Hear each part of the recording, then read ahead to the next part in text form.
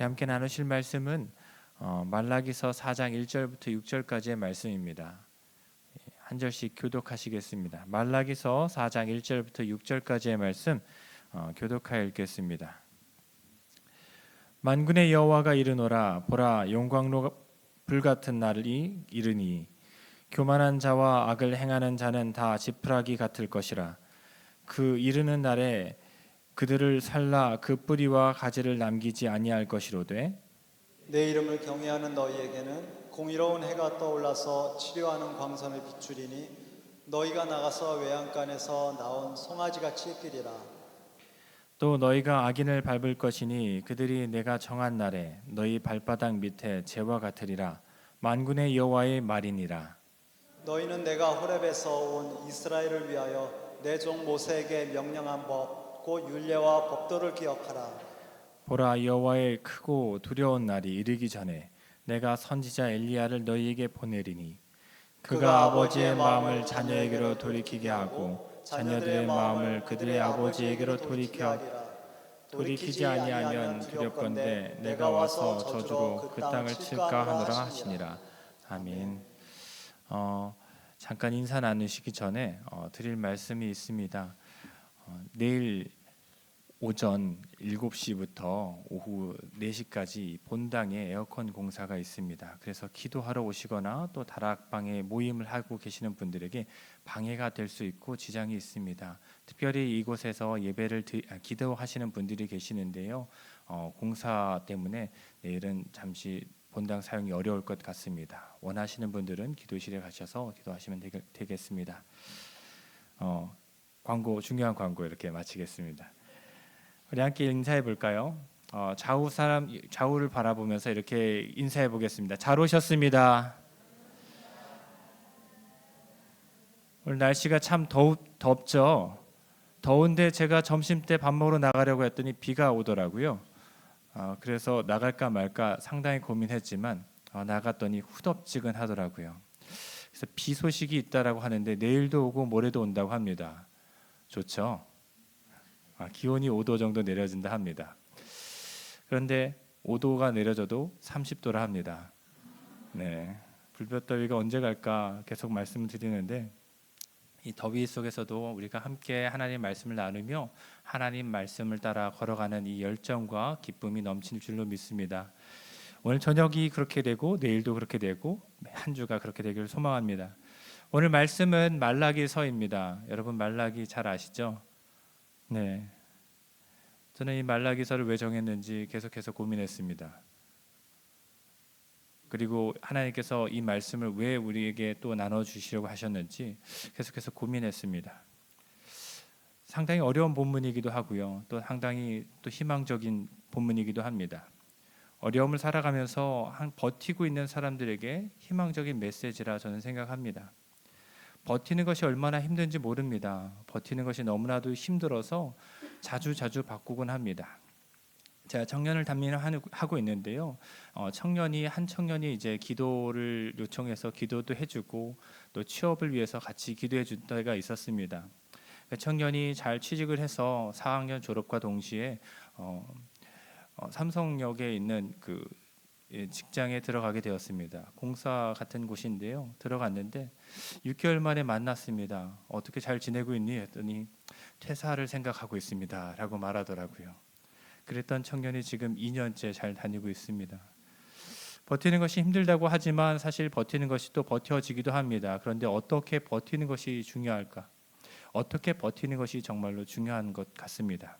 어떻게 살아가고 있는가? 버티는 것 그냥 마냥 있으면 버텨집니다. 그런데 어떻게 살아가야 버텨지는 것일까? 하나님께서는 어떤 삶을 우리에게 원하실까? 생각해 보기 원합니다. 말라기서 말씀을 이렇게 말씀드렸는데요. 말라기서는 시대적인 배경은 스룹바벨 성전 건축 이후입니다. 그러나 정치적으로 이스라엘은 여전히 페르시아의 속의 하나의 소수 민족으로 존재하고 있었습니다. 성전은 재건되었지만 나라는 여전히 페르시아 속국의 신세를 면치 못했습니다. 에스라서를 보면 광장에 많은 사람들이 모였고 말씀을 듣고 눈물을 흘리며 회심했습니다. 사람들이 하나둘 모여서 사람 한 마음으로 성전을 재건했고 그 마음에는 회복의 열의가 있었고 하나님을 섬기고자 하는 열정이 가득했습니다. 그러나 하나님께서 열국을 심판하실 거라는 그 예언들이 차일피일 미뤄지자 사람들은 당혹함을 경험했던 것 같습니다.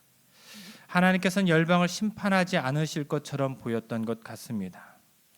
사람들은 하나님께서 약속하셨던 대로 열국이 심판을 받고 무너지길 기대했습니다. 하지만 그런 일의 기미조차 보이지 않자 사람들의 마음속에서 하나님의 약속에 대한 신뢰는 회의감으로 빠르게 변해갔고 그들의 열정은 빠르게 식었던 것 같습니다.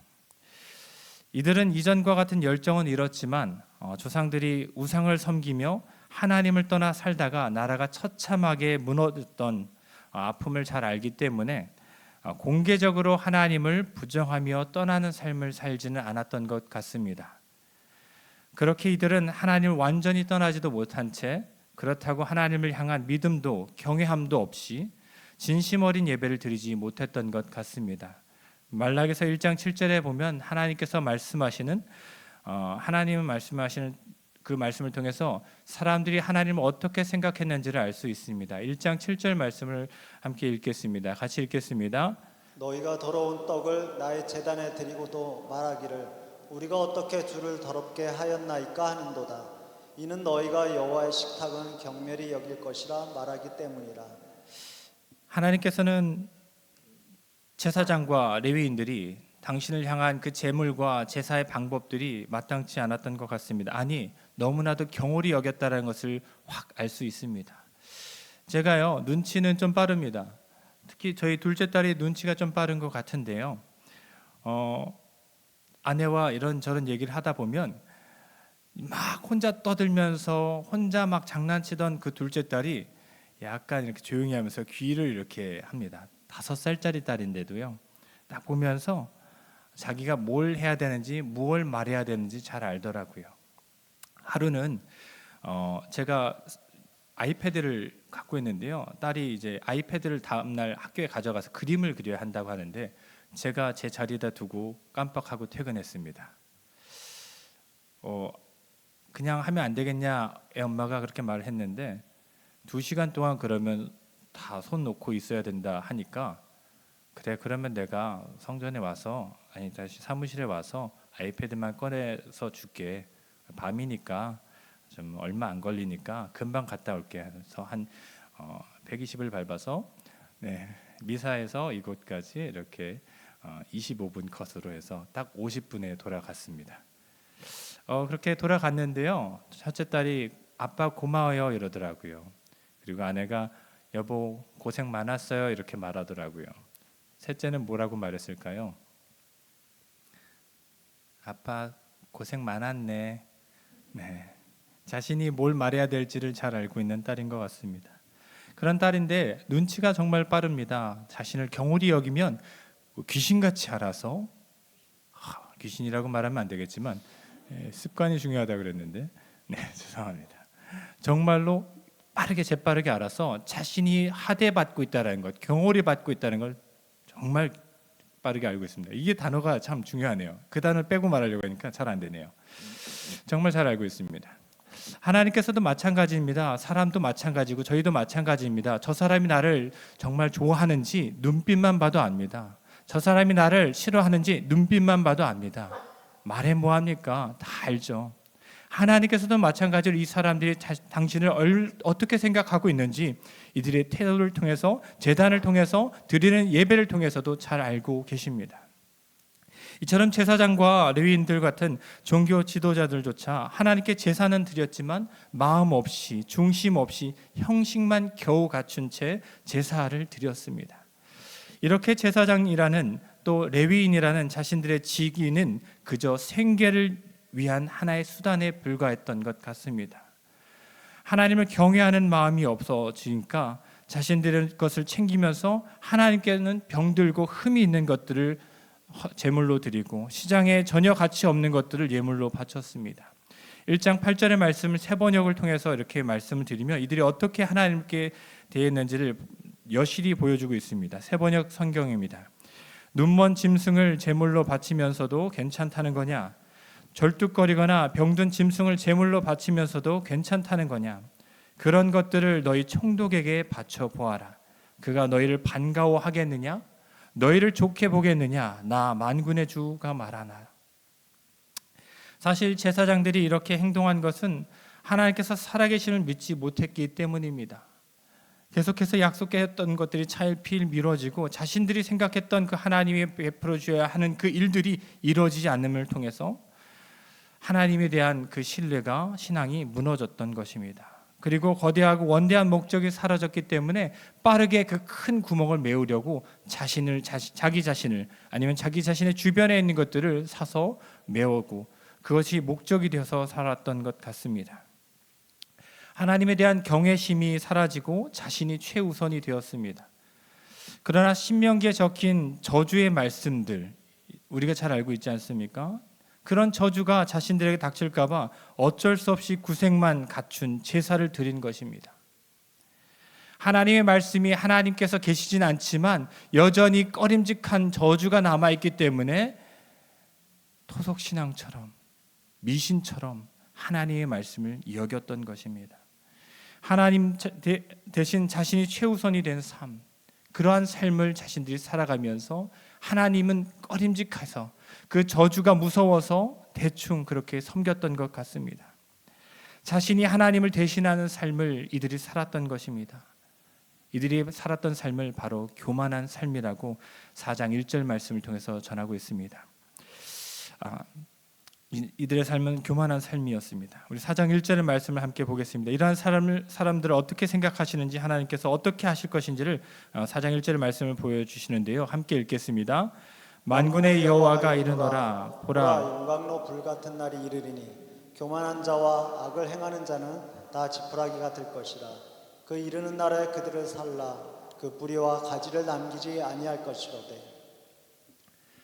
제사장들 하나님의 경외하는 마음이 사라지고 나서 하나님이 사라진 그 큰 구멍을 이것저것으로 메워진 그런 삶을 살았고 하나님이 만들어 주신 그 저주의 말씀이 꺼름직해서 어쩔 수 없이 섬긴 건 아니었는가 저는 그렇게 생각합니다. 그런데 이 말씀을 보면서 묵상하면서 생각했던 것은 무엇이냐? 바로 우리 한국 교회 또 세계 교회가 그렇다는 것입니다. 진정으로 하나님을 경외하고 하나님을 경배하는 사람들이 있는지 그러한 사람들만 있는 것인지 아니면 원래 성실한 성격 때문에 열심히 하는 것인지 우리 스스로를 통해서 한번 비춰보길 원합니다. 목회자들뿐만 아니라 하나님을 섬기면서 살아가는 우리 모두가 다시 한번 돌아보기를 원합니다. 하나님의 살아계심을 믿고 경외하는 마음으로 우리가 순종하고 있습니까? 그렇게 살아가고 있습니까? 아니면 사람들에게 보이기 때문에 또는 성격적으로 원래 성실하기 때문에 교회에서 열심을 다하고 있을 뿐입니까? 내가 지금 열심을 다하고 있는 것이 무엇 때문인지를 분별해 보기를 원합니다. 하나님을 경외하기 때문에 우리가 하나님을 섬기기를 바라지만 앞선 이유들로 인해서 우리 스스로를 속이고 있는지 잘 살펴봐야 한다는 이야기입니다. 왜 이렇게 말씀을 드리냐? 보여주어 인정을 받아야 하는 삶을 오랫동안 살아왔고 특유의 근면 성실함으로 일을 하는 것인지 우리가 다시 따져봐야 되는 그 이유는 하나님을 사랑하고 하나님을 사랑하는 그 마음이 마음 깊은 곳에서 샘솟듯이 올라오지 않으면 그냥 우리 성격에 맞춰서 묻어나오는 것이라면 우리는 어느 순간 무너질 수밖에 없다는 사실입니다. 내 삶의 근원, 이 봉사의 근원, 헌신의 근원이 내 자신에서 나타난 것이라면 우리는 어느 순간 어려움과 극복하지 못할 힘듦 때문에 무너질 수밖에 없음을 기억하길 바랍니다. 그렇기 때문에 우리 열심이 무엇인지 어디서부터 시작되는지를 잘 살펴보아야 합니다. 만약에 이것이 내 마음에 내 힘으로 섬기는 특유의 성격 때문에 그렇다면 하나님을 별로 신경 쓰지 않고 무심한 마음, 하나님을 경외하지 않는 마음으로 신앙생활을 하며 살아갈지도 모릅니다. 그리고 어느 순간 하나님을 섬기는 일, 목회자는 이것이 단순한 생계의 수단으로 변할 수밖에 없습니다. 그리고 우리 또한 하나님을 섬기는 것이 아니라 낙심되는 순간에 하나님을 저버리고 저주하며 떠나버릴 수밖에 없다는 사실을 기억하길 바랍니다. 우리의 열심은 변개가 되어서 하나님을 원망하고 저주하는 데 더 앞설지는 모릅니다. 근데 한 가지 이런 상황을 말씀드렸습니다. 제사장들과 또 레위인들이 하나님을 대하는 태도가 이랬습니다. 그들이 이렇게 대한 태도는 하나님을 경외하는 마음이 없었기 때문입니다. 하나님을 믿는 마음이 사라졌기 때문입니다. 근데 종교 지도자들도 이러한데 일반 평신도들, 일반 사람들은 어떻게 되었을까요? 그들을 바라보면서 따르는 이 사람들도 마찬가지로 자연스럽게 그렇게 되지 않았을까요? 종교 지도자들이 하나님을 섬기는데 이토록 미온적인데 그들을 따르는 사람들은 어떠했을까요? 말라기 3장 13절의 말씀을 보면 이렇게 말합니다. 제가 읽겠습니다. 여호와가 이르노라 너희가 완악한 말로 나를 대적하고도 이르기를 우리가 무슨 말로 주를 대적하였나이까 하는도다. 하나님께 예배 드리고 있는데 지금 우리가 왜 하나님을 대적한다고 말씀하십니까? 이런 말이에요. 우리가 하나님께 제사 드리고 있는데 달라는 거 주고 있는데 왜 우리가 하나님의 뜻을 따르지 않는다라고 말하고 계십니까? 하며 반문하는 내용입니다. 우리가 하라는 대로 제사하고 있는데 우리가 무슨 잘못이 있다고 우리에게 그렇게 뭐라 하십니까? 이러한 생각을 갖고 있기 때문에 이들의 죄를 지적당한다 할지라도 이들은 죄로 인정하지 못합니다. 왜? 우리는 죄를 지은 것이 없다. 말씀대로 따르고 있기 때문이다. 3장 15절 말씀에 보면 이렇게 말하고 있습니다. 지금 우리는 교만한 자가 복되다 하며 악을 행하는 자가 창성하며 하나님을 시험하는 자가 화를 면한다 하노라 함이니라. 죄 짓는 사람들이 잘 되고 있고 악을 행하는 자가 창성하며 하나님을 시험하는 자도 화를 면하고 있어요. 우리의 죄가 죄입니까? 자신의 행위가 죄인지조차 자각하지 못하며 살아가게 되는 것입니다. 그런데요, 중요한 것은 무엇이냐? 이들이 이렇게 된 것은 하나님을 잘 알지 못했기 때문입니다. 하나님을 제대로 알지 못했기 때문입니다. 사람들이 스룹바벨의 성전이 완공되어지고 대국민적 회개 운동을 통해서 하나님의 예언처럼 나라가 회복되고 열방을 향한 심판이 시작될 거라 생각했습니다. 그러나 열방을 심판하시겠다는 하나님의 메시지는 성취되지 않는 것처럼 보였고 오히려 열방들은 여전히 잘 지내고 있음을 보며 하나님은 정말로 공의로우신 하나님이신가? 하나님은 정말로 그 뜻을 이루시려고 하는 분이 맞는가? 신정론에 대한 의문이 남겨지고 있었습니다. 그러나 우리가 앞서 말했듯이 이들은 하나님을 잘 알지 못하였기 때문입니다. 말라기는 여호와의 날을 하나님의 오시는 날을 열국을 심판하는 날로 말하진 않습니다. 되게 다르죠. 다른 소선지서들과 다르게 좀 다릅니다. 말라기가 말하는 것은 무엇일까요? 물론 하나님께서 악이 창궐하는 열방들을 하나님의 때에 분명히 심판하실 것이라 저는 확신합니다. 4장 3절의 말씀에서도 그렇게 되는데 그 개념이 조금 달랐던 것 같아요. 그러니까 그들이 생각했던 그 개념들이 좀 달랐습니다. 말라기서와는 말이죠. 그러나 말라기는 당시 사람들이 가지고 있던 개념의 확장을 불러일으켰는데요. 그것은 우리가 잘 알고 있는 의인과 악인의 대립하는 악인이 심판을 받을 것이라고 말씀하고 있습니다. 쉽게 말해서 나라가 심판을 받는 것이 아니라 이 땅의 나라가 아니라 바로 영적인 나라, 하나님 나라와 악의 세력에 대한 말씀을 하고 있는 것입니다. 말라기 4장 1절을 통해서 말라기는 교만한 자들, 악을 행하는 자들을 심판하시겠다라고 말하는 것이 바로 그런 내용입니다. 하나님께서 열방을 심판하시겠다고 했는데 그 개념을 이끌어서 하나님 나라와 대적하는 그들을 심판하시겠다, 악인들을 심판하시겠다는 내용으로 바꿔 확장해서 우리에게 알려주시는 것입니다. 이렇게 되면 어떻게 되는 것입니까? 그 당시의 사람들은 이스라엘만을 구원하고 다른 열방들을, 죄지었던 열방들, 우리를 넘어뜨리게 한 열방들만 무너뜨려야 되는데, 물론 그 예언도 성취됩니다만, 그렇게 돼야 되지만 아직 변하지 않는 그 상황 속에서, 환경 속에서, 그 중간 속에서 넘어지고 있는 사람들의 마음을 있는데요. 하나님의 말씀을 제대로 이해하지 못하고 오해한 것은 아닌가, 저는 그렇게 말씀을 드립니다. 4장 1절을 통해서 교만한 자들, 악을 행하는 자들을 하나님께서 심판하시겠다 하면서 이어서 4장 2절을 통해서 비록 낙심되고 이해되지 않는 알 수 없는 현실을 살아가고 있지만 너희가 여전히 하나님을 경외하는 자들을 통해서 하나님의 공의로운 해가 떠올라서 하나님을 경외하는 자들을 치유하실 것이라고 말씀하십니다. 2절 말씀을 제가 함께 읽어볼까요? 같이 한번 읽어보겠습니다. 시작. 내 이름을 경외하는 너희에게는 공의로운 해가 떠올라서 치료하는 광선을 비추리니 너희가 나가서 외양간에서 나온 송아지같이 뛰리라. 4장 2절의 말씀에서 공의로운 해, 바로 즉 의의 해, righteousness라고 말하는데요. 이 의의 해가 이라는 표현은 의를 가져다 주는 해, 바로 광명으로 해석되어진다고 합니다. 이 말의 뜻은 비록 실망스러운 상황이 계속되고 눈에 보이는 변화 하나 없어 보이더라도 하나님을 경외하는 자들에겐 하나님께서 치료의 광선을 비춰 주셔서 이들의 삶을 의의 모습으로 만들어 주시겠다는 의미를 담고 있습니다. 여기서 우리는 공의의 해가 하나님을 경외하는 자들 향해 비추어지고 이들이 회복되어진다는 사실을 바라보기 원합니다. 공의의 해, 하나님의 righteousness, 정의, 공의가 하나님을 경외하는 자들에게 비춰진다는 사실을 바라보기 원합니다. 왜 제가 이 말을 조명하냐면 당시 상황이 제사장, 레위인 그리고 많은 사람, 이들을 따랐던 사람들이 하나님을 어떻게 생각했는지를 말씀드렸습니다. 하나님을 어떻게 대했는지를 말씀드렸습니다. 그리고 이들이 왜 이렇게 하는지의 그 이유를 말씀드렸습니다. 바로 하나님을 경외하지 않았기 때문에.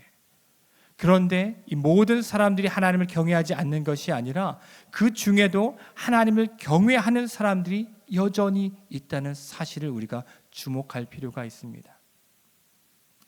이것이 참 대단한 것입니다. 왜냐하면 눈에 보이는 것 쫓아가지 않고 하나님 말씀만을 믿어 굳건하게 지켜야 되기 때문입니다.